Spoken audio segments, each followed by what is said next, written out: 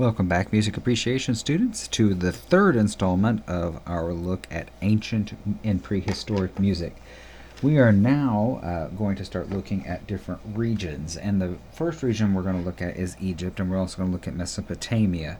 So Egypt is kind of a hotbed of civilization, and this whole, I think they refer to it as the Fertile Crescent. Somebody can correct me if I'm wrong, but this whole region here around Egypt, I made that circle way bigger than I should have. I mean, it's actually quite a bit smaller.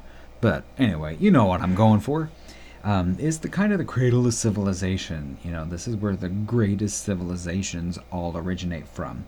So Egypt, when we think of Egypt, so many images pop into my head, but I think of, pyramids, sphinxes, braided wigs, heavy eye makeup, many gods, those sorts of things. But we have to realize that Egypt was a powerhouse. Lots of money, lots of prestige, lots of influence. So the fact that there's an Egyptian style of music makes complete sense. They would have been able to support such an industry. So the people in the music of Egypt, they were a very advanced culture resulting from the unification of many different cultures in the Nile Valley.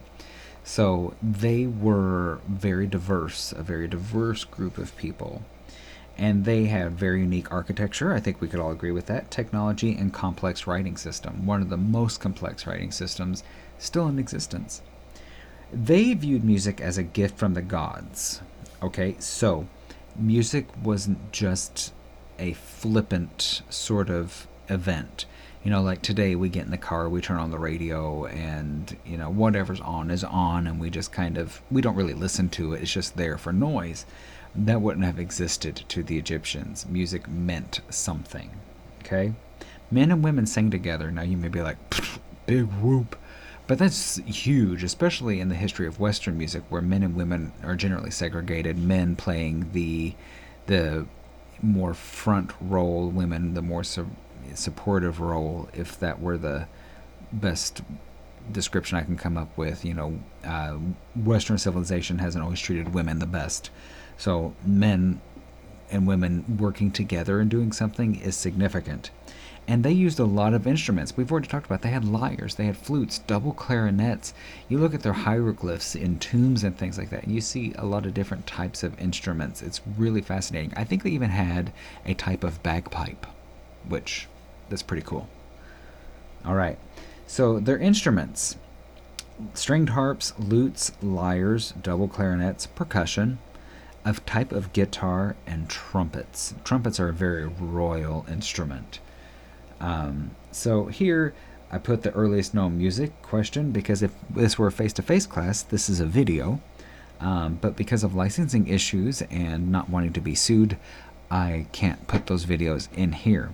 But I will link to it on the course homepage. If you get on YouTube, Google whatever it is, and Google earliest known music, you're going to get many answers to this. Some will say Cyclos Epitaph. Some will say this song. We don't know. And we don't know what's going to be found next. But you can rest assured that this is really old music and is really interesting at the same time. But look at the hieroglyphs here. This is so advanced in what they do. Now here's a nice wall painting that shows some of the instruments. So here, this first image, it's really blurry, I'm sorry, but it looks like she's playing some sort of harp-like instrument, right? It's big.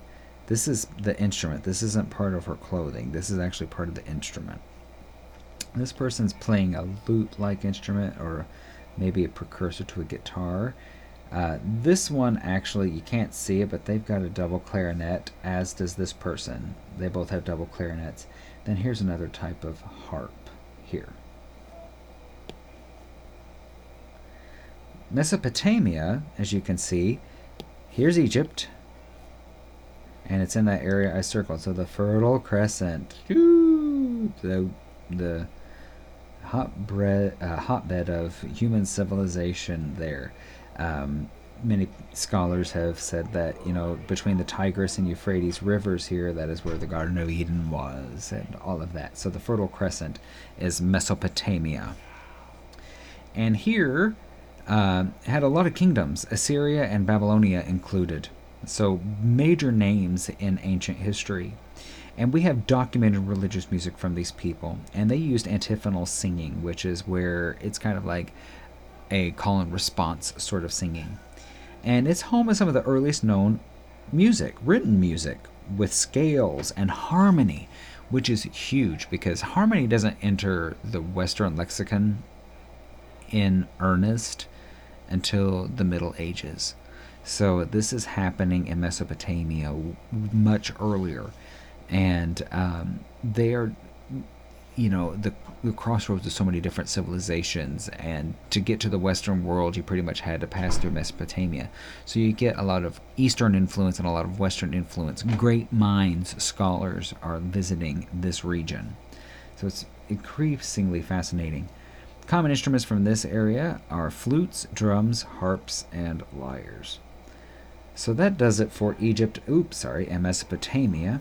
When we get together again, we're going to finish talking about these regions, so that should be the last video in this series. Hope you guys are enjoying this. If you have any questions, shoot me an email or get in touch with me through Zoom, and we will try to get your questions answered. You guys have a great day. Bye.